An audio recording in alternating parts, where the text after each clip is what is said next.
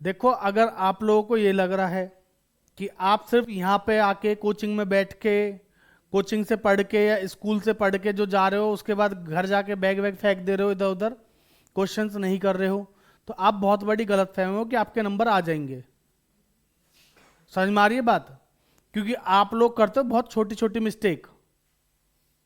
जैसे अभी ये भाई साहब कर रहे थे कि इंटरेस्ट ऑन ड्राइंग का अगर आपको समय ना दिया हो, ड्राइंग के इंटरेस्ट को कैलकुलेट करने का अगर आपको समय ना दिया गया हो, तो भैया वहां पे 6 महीने का निकलता है, पता नहीं है क्या आप लोगों को? सबको पता है ये बात।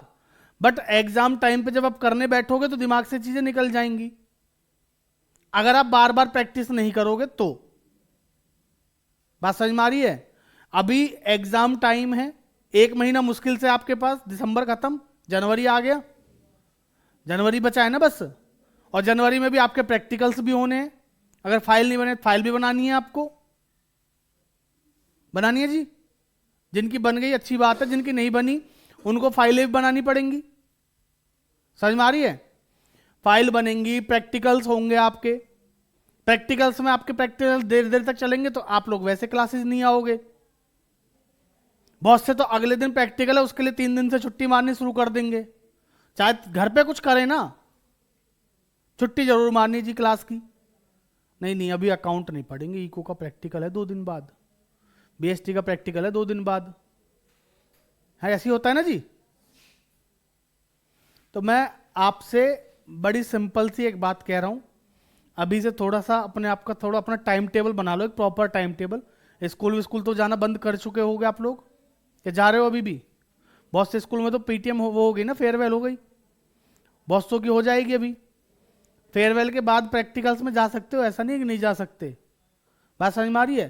तो अगर स्कूल जा रहे हो तो ठीक है, अगर वहां पे आपको लग रहा है कि भाई हम स्कूल में जाके पढ़ पा रहे हैं, स्कूल में हमारे में उतनी पढ़ाई हो रही है, तो स्कूल जाओ। अब आपको लग रहा है कि स्कूल में क्या है 1 घंटे की पढ़ाई, पर दिक्कत सबसे बड़ी क्या है ना, अगर आप स्कूल से रुक भी जाओगे, स्कूल आप लोग जाते हो 7 से 8 बजे, है ना, घर पे रुक गए तो आप उठोगे 10 बजे, तो कहीं ना कहीं 3 घंटे वैसे खराब कर लिया आपने। स्कूल जाओगे तो 3 घंटे वैसे खराब होंगे, तो इससे अच्छे चले ही जाते हैं जी। यही तो होता है। तो अगर बेटा अभी भी ऐसा कर रहे हो आप, तो आप बहुत बड़ी गलत फहमी में जी रहे हो कि आपके नंबर अच्छे आ जाएंगे, और जो बच्चे पढ़ने में कमजोर है वो पास हो जाएंगे, इस गलत फहमी में मत रहो। देखो, बिना पढ़े नंबर नहीं आएंगे, मैं आपसे फिर कह रहा हूं। तो अभी अपना एक प्रॉपर टाइम टेबल बना लो। सुबह जल्दी उठना है, जल्दी उठ के पढ़ सकते हो जल्दी उठ के पढ़ लो। बहुत से बच्चों की आदत होती है सुबह नहीं पढ़ पाते, रात को लेट तक पढ़ लो, पर प्रोडक्टिव टाइम जो आपका प्रोडक्टिव रहना चाहिए। अब रात को पढ़ने के लिए वैसे तो घर वालों के सामने, घर वालों को लग रहा है जी फोन में बच्चे पढ़ रहे हैं, पर आप फोन में कुछ और ही चला रहे हो, है ना, कोई वेब सीरीज देख रहा है, कोई मूवी देख रहा है। अब क्या क्या देखते हो तो तुम्हें पता होगा तुम क्या क्या देखते हो, है ना जी। तो बेटा एक प्रॉपर टाइम टेबल, मेरा बस आपसे इतना कहना है, एक प्रॉपर टाइम टेबल बना लो कि भाई मुझे इस टाइम से इस टाइम तक ये सब्जेक्ट पढ़ना है, और अभी सारे सब्जेक्ट को ऐसा टाइम दो कि 1 महीने में सारे सब्जेक्ट कम से कम एक बार रिवाइज कर लो आप लोग, उस हिसाब से, ठीक है। वीडियोज से हेल्प लेनी है, वीडियोज से हेल्प लेके करो, अपने आप कर सकते हो अपने आप करो, कंसेप्ट क्लियर है, क्वेश्चंस की प्रैक्टिस करो। समझ में आ रही है बात? क्वेश्चंस की प्रैक्टिस कहां से करनी है? प्रीवियस ईयर के क्वेश्चन पेपर लगा लो। इंटरनेट पे पिछले 5 से बच्चे सैंपल पेपर के लिए भगते हैं। सैंपल पेपर भाई अगर आपने सब कुछ कर लिया, आपने अपनी बुक के सारे क्वेश्चंस कर लिए, बुक के पीछे आपको स्कैनर दे रखा है, स्कैनर के सारे क्वेश्चंस अगर आपने लगा लिए, ठीक है, या प्रीवियस ईयर के जो क्वेश्चन पेपर्स है 5-10 साल के कम से कम, उनके क्वेश्चंस अगर आपने लगा लिए हैं, उसके बाद आप जाओ सैंपल पेपर के लिए। सैंपल पेपर होता है किस लिए? कि आपको एक्स्ट्रा क्वेश्चंस मिल जाते हैं प्रैक्टिस के लिए। बात समझ में आ रही है? तो उसके लिए कोई सैंपल पेपर मैं रिकमेंड नहीं कर रहा आपको, बट अगर आपने पीछे के सारे क्वेश्चंस लगा लिए हैं, जो सीबीएसई का सैंपल पेपर उसके क्वेश्चन, इस साल का, पिछले साल का, पिछले 3 साल का सीबीएसई का सैंपल पेपर, और पिछले 3 साल के क्वेश्चन पेपर अगर आप पहले लगा चुके हो, उसके सारे क्वेश्चंस कर चुके हो, उसके बाद आप जाओ सैंपल पेपर के लिए, कोई दिक्कत नहीं है, ठीक है ना। जिसका सैंपल पेपर लेना है ले लो, कोई दिक्कत नहीं भाई, आपको सैंपल पेपर चाहिए एडिशनल क्वेश्चंस के लिए। बात समझ में आ रही है? एमसीक्यूज की बात करूं, एमसीक्यूज आपकी बुक के जो है पहले वही खत्म कर लो। कर लिए सबने बुक के एमसीक्यू? भाई आपकी जो बुक है, किसी के पास डीके गोयल है, किसी के पास टीएस ग्रेवाल है, हर बुक के लास्ट में एमसीक्यूज दे रखे हैं ना, तो उन एमसीक्यूज को पहले लगा के देख लो, चैप्टर वाइज लगा के देख लो। समझ में आ रही है? अगर रिवीजन सीरीज से देखो, रिवीजन सीरीज कर लो, उसके बाद एमसी को लगा लो, फिर क्वेश्चंस प्रैक्टिस कर लो, स्कैनर के कर लो।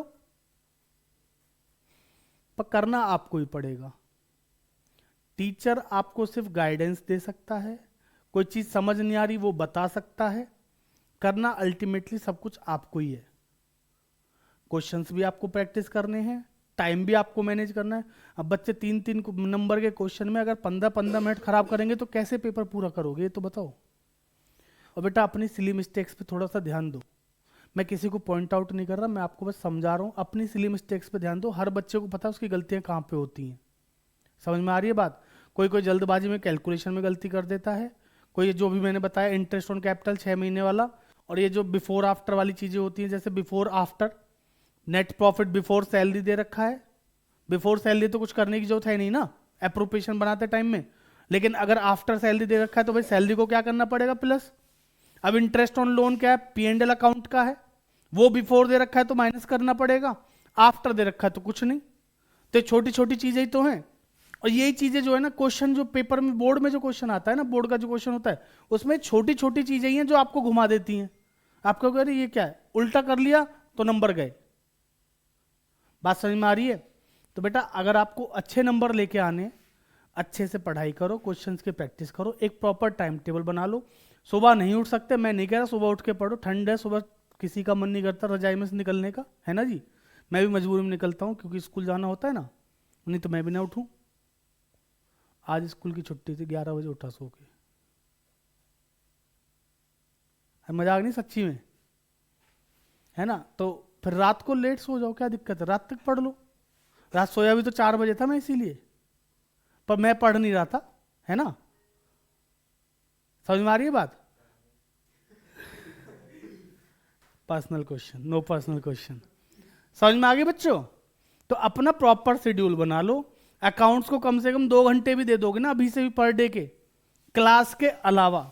आप जो क्लास यहाँ पे आ रहे हो ना पढ़ने के लिए, इस क्लास के अलावा, या जो यूट्यूब पे देख रहे हो, यूट्यूब पे जो मेरी क्लासेस अगर आप देख रहे हो, वो क्लास देखने के अलावा 1-2 घंटे अगर आप दे दोगे ना अपने अकाउंट्स को अच्छे से क्वेश्चंस वगैरह करने के लिए, बेटा बहुत है, मोर देन इनफ है।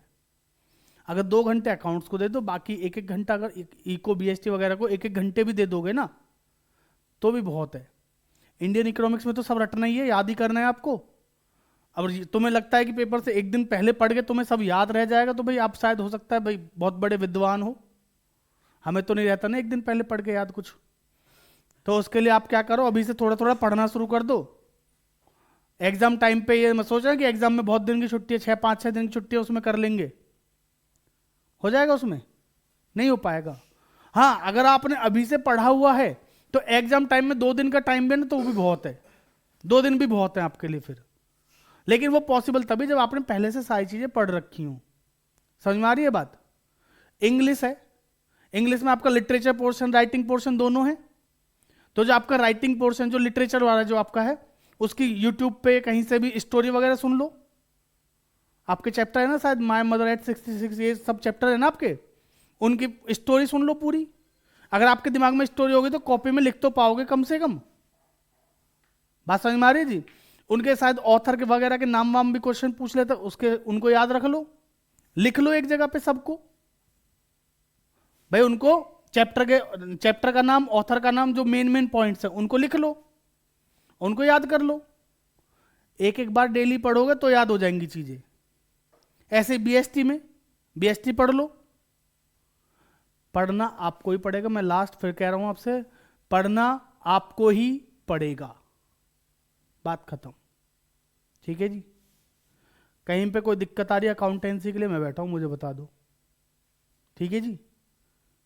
मैं आपको बोल रखा है ना, जब आपको डाउट आए तब मैसेज करके पूछ लो, पर डाउट तो तब आए ना जब कोई क्वेश्चन करे, है ना जी? कर लोगे? आप लोग भी कर लो। चलो, बेस्ट ऑफ लक।